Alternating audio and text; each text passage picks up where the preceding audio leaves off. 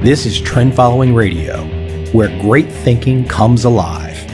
Nobel Prize winners, legendary traders, best-selling authors, and the pros that know what drive us irrational human beings.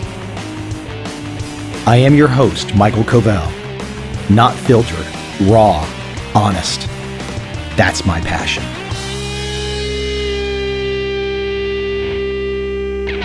Out of the gate today, I have to share a quote, two quotes from Nassim Taleb.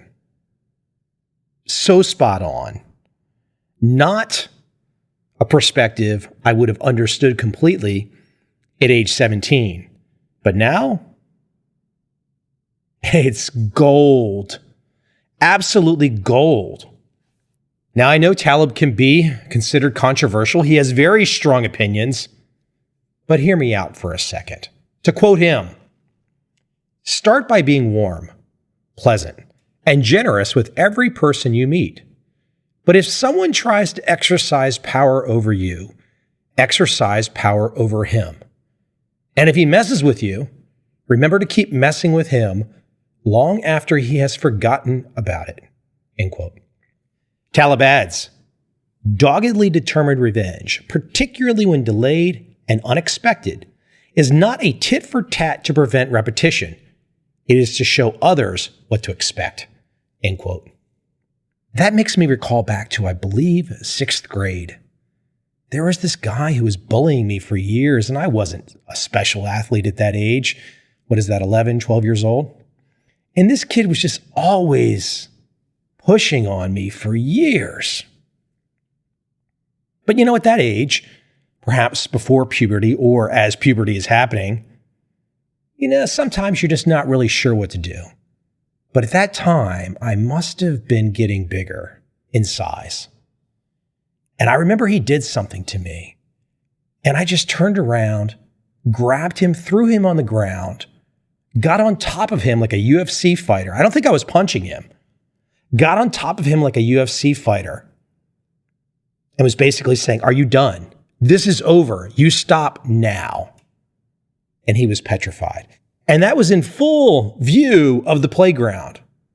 So other people saw it too. Now, that's a kid's story, right? Wrong. That's life. Now, you can say, I will turn the other cheek. You can say forgiveness. Well, that's all great and well in philosophy class. But in the real world, where you're trying to get ahead and people want to bring you down, you've got to be prepared to throw punches at assholes. Again, as Taleb says, not to just throw punches for the sake of throwing punches. You punch the guy, you bring him down. Because everyone else is paying attention. And it sets a standard. It sets a standard for what others can expect if they mess with you. Such great writing logic put into print by Taleb. I don't know about you, but for me, sometimes I see these pieces of writing from people that have some years on me, some more experience, perhaps just absolutely brilliant. And I will sometimes think to myself, I have the instinct for their words, but I can't write it down exactly as they do. And then you see those words and you're like, oh my gosh, I've known that all along, deep in my bones. I just could not say it. I had the instinct for it. I love authors that put down words that make me feel that way. I knew that. I knew that. And I give all the credit to the author, the writer that composes the words in such a way they get right at my instinct. I have no desire to co-opt it. I'll give them all the praise. That's how we learn. One more thought, kind of a Mike Covel PSA, you should check this out bit of advice. ESPN Films called The Baltimore Boys, about the Dunbar High School boys basketball team in the early 1980s. Now, I happened to be living about an hour away when this team won 50 or 60 games in a row. They were the best team in the country. Probably the best high school basketball team ever. 3 guys drafted in the first round. Absolutely amazing. 3 guys drafted in the first round in the same year were on the same high school team. Can you imagine having a high school basketball team in the early 1980s where 3 guys all graduating the same year, then go on to college and all get drafted into the NBA as first rounders? An amazing story. Baltimore's a rough place. It's always been a rough place. It's a rough place today. I don't feel safe on the streets of Baltimore. And I know I've got friends and associates from Baltimore. I got to tell you, though, walking those streets, even the nice sections of Baltimore, it feels like the zombie apocalypse. But,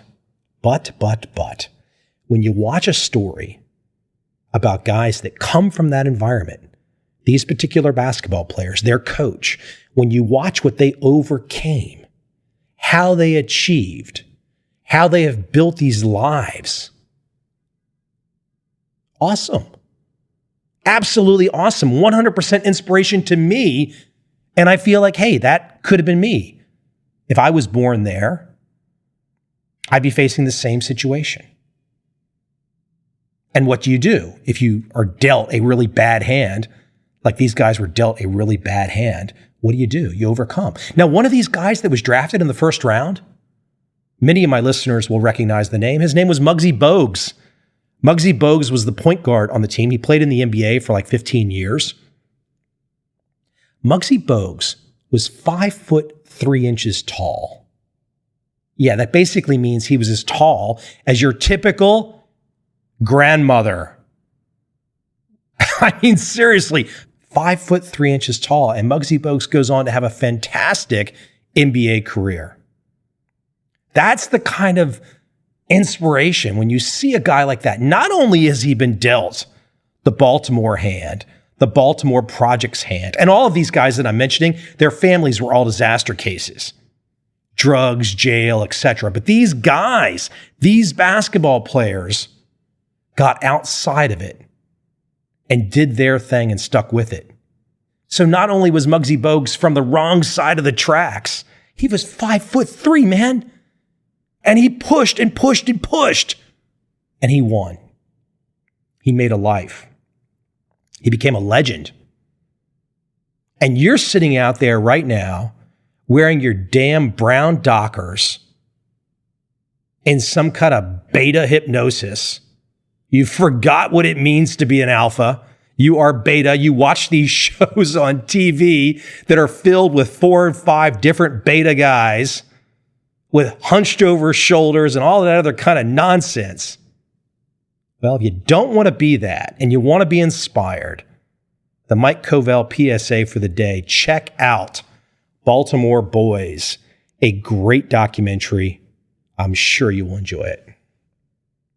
Now into the fun stuff. Well, it's all fun to me, but I just got back from Singapore.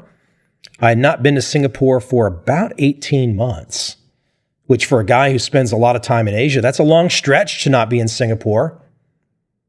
It is a sort of perfect place. I describe it to myself as San Diego on steroids.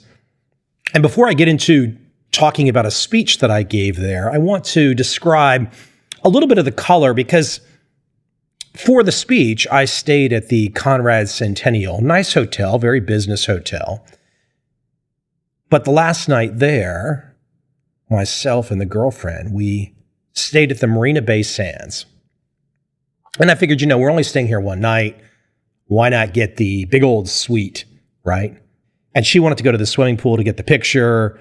You hang over the ledge, you're 57 floors up, and you've got this city view. But the city floor from the suite, absolutely amazing. We were on the 46th floor. And when you look out that window, I'm talking about inspiration so far in this episode. You look out that window on the 46th floor to the city side view of Singapore. Now, you can go find this online. It's not the same as being there. Trust me. You really want to go and see this for yourself. But you can get an idea by seeing the pictures online. So I'm on the 46th floor at the Marina Bay Sands looking out. And to see the energy, the layout, the effort that has gone in to this fantastic city-state, Singapore. You just sit there and look. We both just sat there and looked for like an hour. You can see everything. You can see the new skyscrapers. You can see across to the famous Fullerton Hotel. You can see over to the older hotels like the Ritz and the Conrad where I stayed at. To the rear of our suite, you can see back where they've done all the infill and built those covered botanical gardens, which I highly recommend too. I did not think I would like those, but they're really cool, worth checking out when you're in Singapore. But that effort, that desire to make that happen, to make that place happen, that's what I want for the rest of my life. I just want to be around people that think like that, people who create like that, people who take chances like that. That's fulfilling. When you're standing there on the 46th floor of Marina Bay Sands looking out at the city, it takes your breath away. How did they do this? How did they put this together so fast? We're literally talking from the 1970s. This wasn't 100 years to develop. This was overdrive in a few decades. Look, I grew up in America. I'm an American. America has had fantastic achievement. But if you're an American who hasn't traveled recently, if you are an American who has just sat there watching the tube, watching the cable news shows administered to you with a spoonful of applesauce every night for years, you are literally changing your DNA to something that's not pretty. Now you can change it back, and I'm giving you one of those ways today to think about changing it back. Go to some of these places I talk about on the podcast. Take a visit to Singapore. Drop the money and go to Marina Bay Sands. I mean, what are you going to do with the money? Take it to the grave with you? So you drop 1,000 Sing dollars on one night at the Marina Bay Sands. So what? You drop more money on more bullshit than you can count, and you know it. But I'm telling you, some of these experiences in life are worth paying for. Some of these experiences in life are worth not being cheap about. Just go do it and observe the best that humanity has achieved. You know why you do this really? Because you walk away on fire. You walk away with energy. You walk away with something you didn't expect to have happen to you. That's why you pay for the odd, the unusual, for the different. Because if you always know what's going to happen to you, nothing changes. There's no inspiration. There's no motivation. You need the trigger. But the reason I came to Singapore, very straightforward. A friend of mine, someone who has appeared on this show, Colin Seow, a Singaporean, invited me to come speak to his audience. I'm a really simple guy. If someone says, hey, Mike, come on by. We've got about 300 people. The stage is yours for an hour. Say what you want to say. I'm always going to go. I'm always going to arrive. Why not? That's fun. And I did give a very trend-following presentation. Many of the issues that I talk about on this show, I'm not going to go into all of the trend-following details right now. That's not the point of where I want to go today. If you want to dig into a trend-following manifesto, please check out my newest edition of Trend Following. It's out and about. Version number 5 came out in 2017. It is big enough to whack someone on the head with, even if you can't read all 220,000 words. But please check that out if you want the detailed trend following view. So I give this trend following presentation. And look, let's be honest about it. You don't get to have Singapore without smart people, accomplished people. So when I speak to a Singaporean audience, I typically assume smart, educated, wealthy. That's the way it works. Per capita, more millionaires in Singapore than anywhere else in the world. So that great view of Marina Bay Sands that I described, Yeah, it's left a lot of people wealthy that city state has achieved so much. So I give this great trend following presentation. Well, I guess I'm calling it great. How the heck do I know if it was great? Maybe they all thought it sucked. But I'm giving this great trend following presentation, and the setup being the background of the people in the audience, those 300 people in the audience, accomplished people. And at the end, I took some questions. Questions very straightforward. But one guy at the very end had a question about fundamentals. Now, I've just given a trend following presentation. I've tried to explain to my level-headed best why fundamentals are not part of the equation. And that's what he wanted to know. He wanted to know, how do I use fundamentals? He didn't say that because he was stupid. He didn't say that because he wasn't listening. He said that because I did not properly explain why trend following is not about fundamentals. And I feel like that to this day that I don't properly explain that because it's really hard.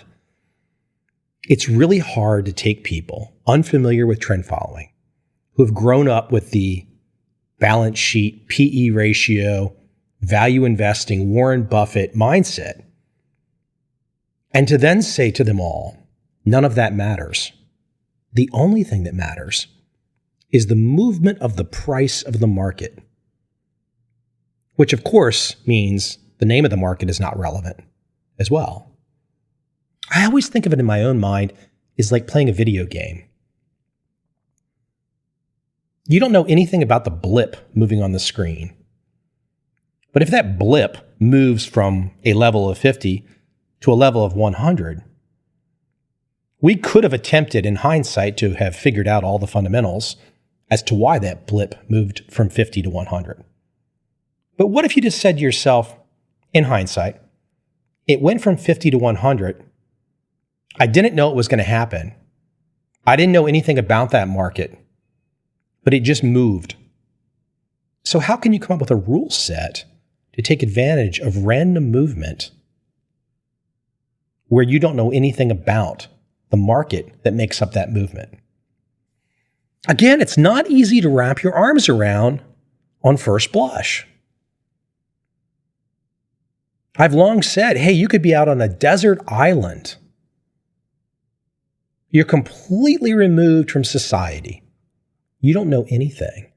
You've got the sand, you've got the water, you've got Mrs. Hot Mama in a bikini, and you've got a little screen that tells you that you have 30 markets that you're tracking.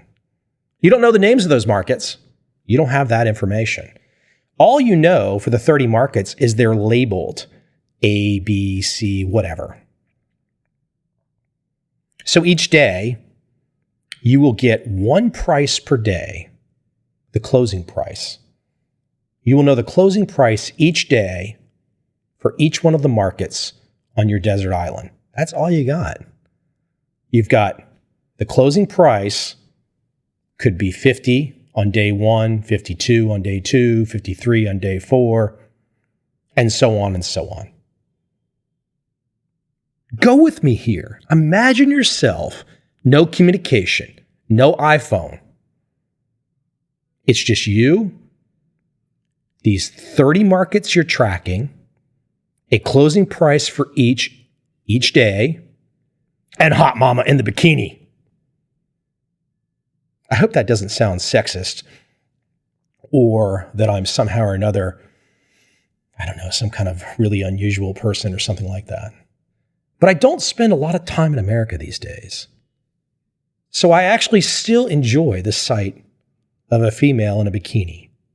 I've not yet succumbed to beta overkill. I've not yet succumbed to wearing Dockers, and I don't know what toxic masculinity is. Now, that said, I respect women like crazy. I don't respect the craziness that I see going on in America. So when I say hot mom in a bikini on a desert island, you can think of me what you want to think of me. I really don't care. I'm just saying what most normal people think anyways.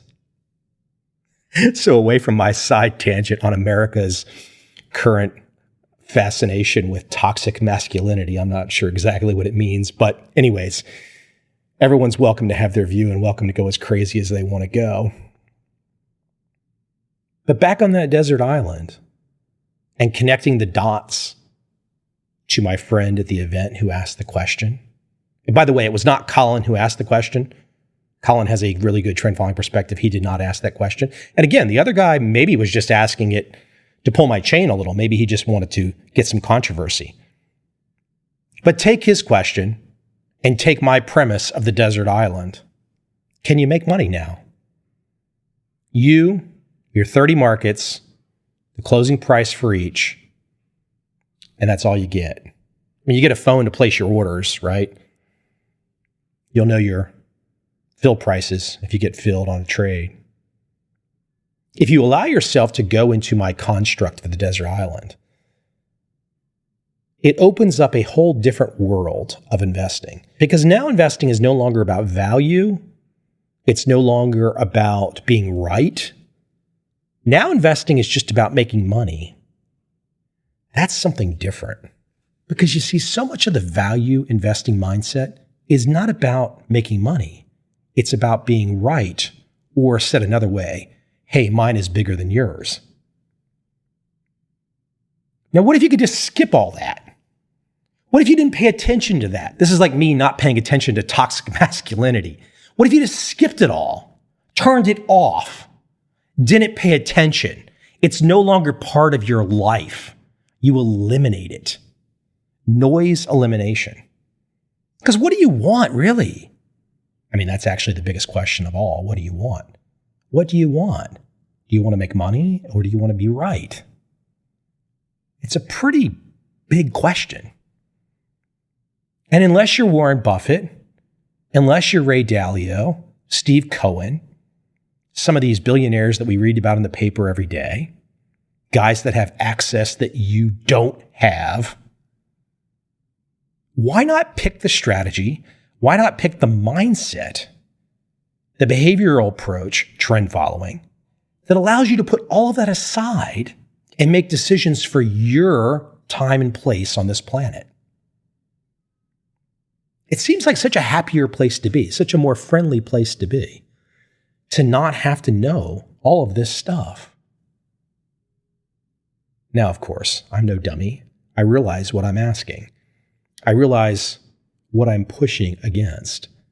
I'm pushing against decades and decades of indoctrination from university. Professors taught the exact polar opposite of how I speak today.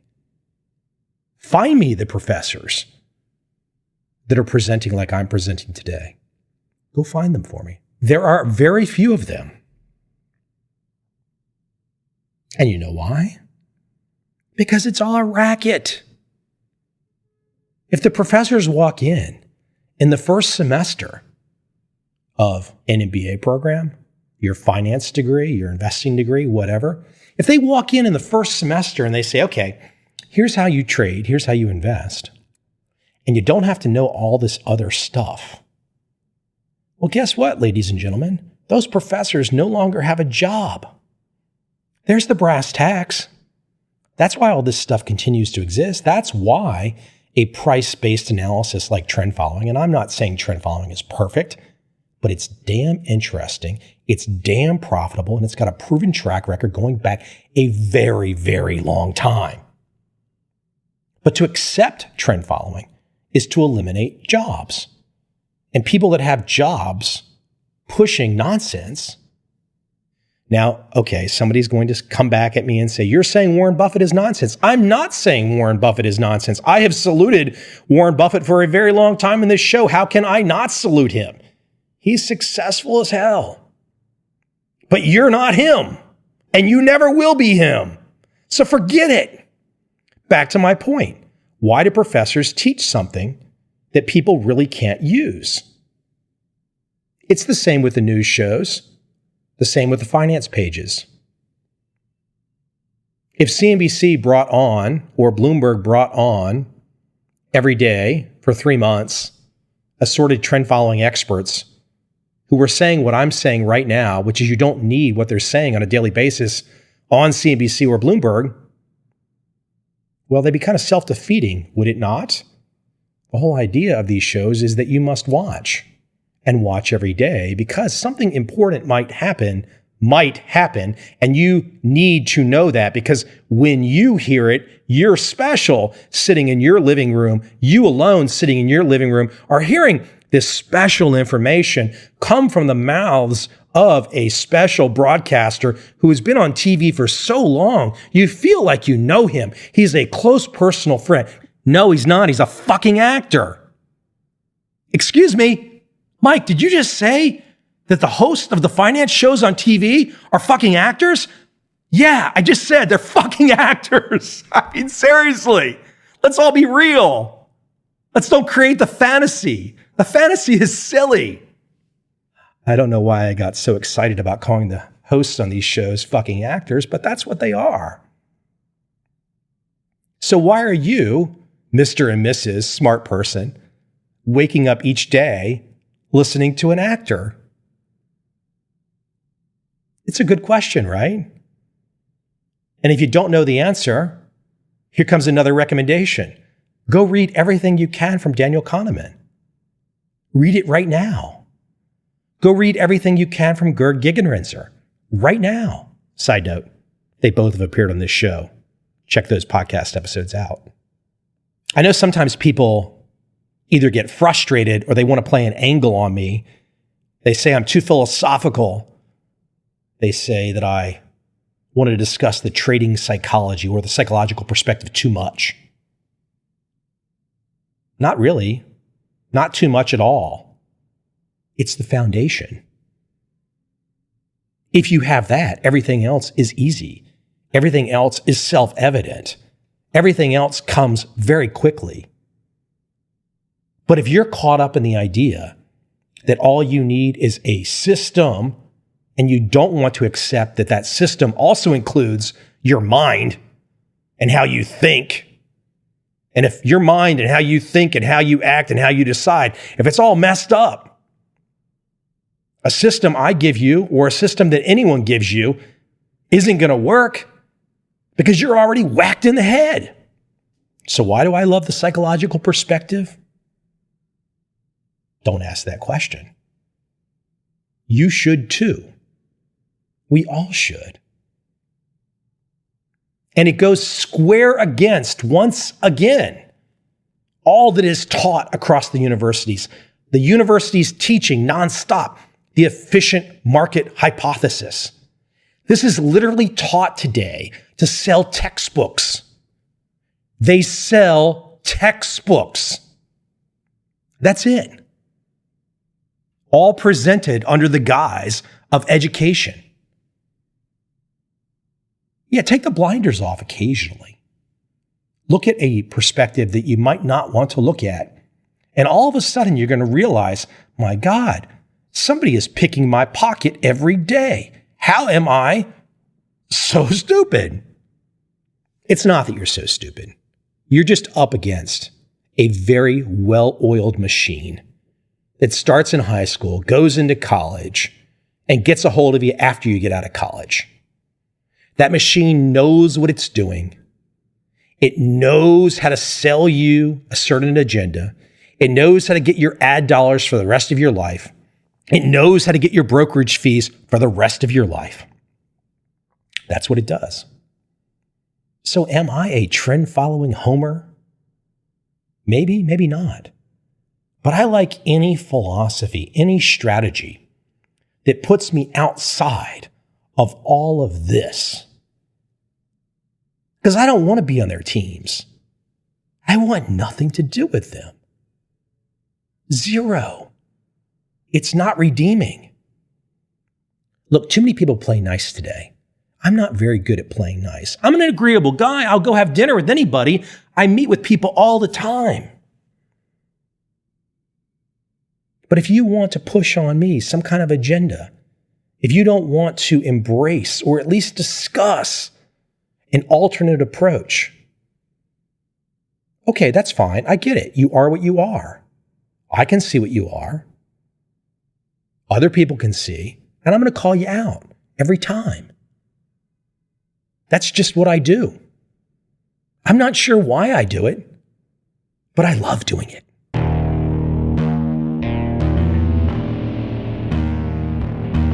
I see a time when those awake will understand how to make money in up, down, and surprise markets. Whether new trader or experienced, college student or financial advisor, protecting against a crash or just trying to make a lot of money, trend following offers everyone an answer in uncertain times. To get started immediately, send me an email, michael@covel.com. I will send you the right trend following steps to take along with my free video. But if you want to buy and hold, trust the government and trust Wall Street, this is absolutely not for you.